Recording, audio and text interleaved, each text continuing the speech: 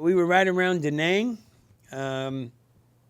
South of Da Nang, I'm going to say probably in Marine Corps language, we were probably about 2 or 3 clicks south of Da Nang. So, Any landmark or? well, Marble Mountain was the big one. That was our.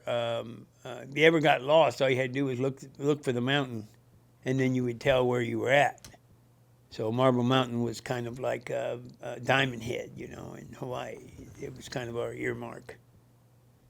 Well, I met several people that kind of, became my idols. Number one was, of course, a guy by the name of Duke Rushing. Duke Rushing ended up being a platoon sergeant. David Dashinger, one of my heroes. Sergeant Robert Warren was also one of my heroes. Sergeant West was another one. Lieutenant Little, Lieutenant Dixon, my real hero, Lieutenant Dixon. And my favorite story about Lieutenant Dixon was when he first got into country, we were on the tower system along MSR 1. MSR stands for Main Supply Route 1. And they had a series of towers that dotted the highway into Da Nang.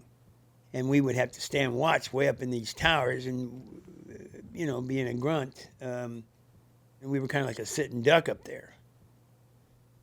And bullets would zing off of those damn towers all the time. But Lieutenant Dixon first got into country, and he was assigned to our platoon. It was actually guarding tower number 2. And he pulled up in his Jeep, and we were diddy-bopping around the area, and loud music, and people were shaving and taking showers and, just having a good time. It was broad daylight. And I guess what we were doing didn't match the lieutenant's idea of what a grunt unit should be doing. So he yells at the top of his lungs, Sergeant West, you better calm these animals down.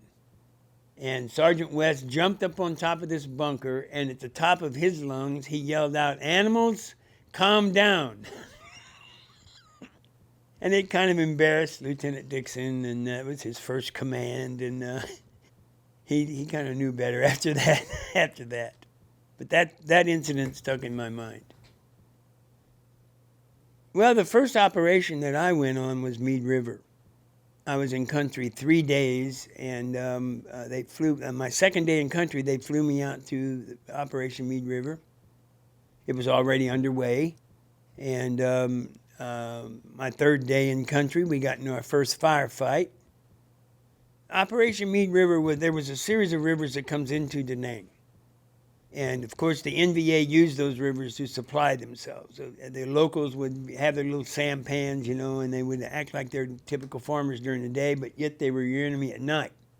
So anyway, we had the intelligence, supposedly, that there was a large mass of NVA that was congregating in this delta area of the rivers coming into Da Nang.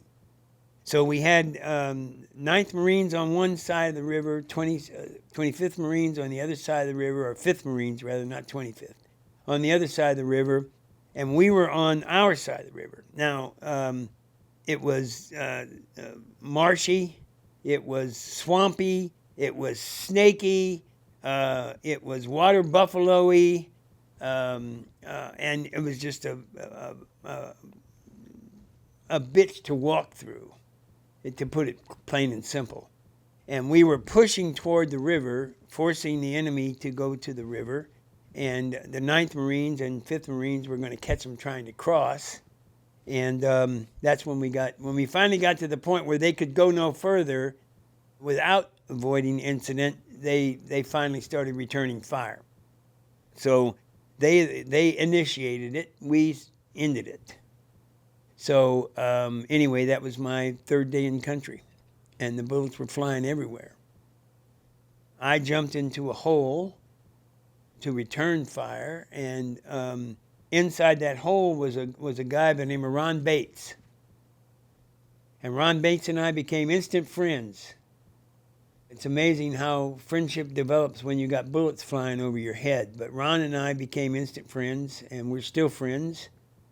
In fact, I came down with cancer 9 years ago. I was told I had 4 months to live. And Ron Bates came down from Canyon City, Colorado. He stayed with me the whole 9 weeks I had treatment. If it hadn't been for him, I would have never completed the treatment. I was so sick. I was doing chemo and radiation at the same time. You can see by my neck. They burnt me so bad that if I just barely moved my neck would crack and bleed and hurt. It was just painful as hell. If it ever happens to come back again, I'm never going to go through that again. I'll let chips fall where they may. I was that sick. But Ron Bates stuck with me the whole time. And in fact, on his way home after my treatments were over, Ron had a heart attack. And so we almost lost Ron Bates. But anyway, I'm deeply indebted to him. Another one of my heroes, his name is Tom Silva. Tom Silva was our corpsman. And I personally watched him save a lot of lives. I watched him give grace over some. And he is an American hero. So I have several. You know, to me, a corpsman is one notch below God. So, to a grunt especially.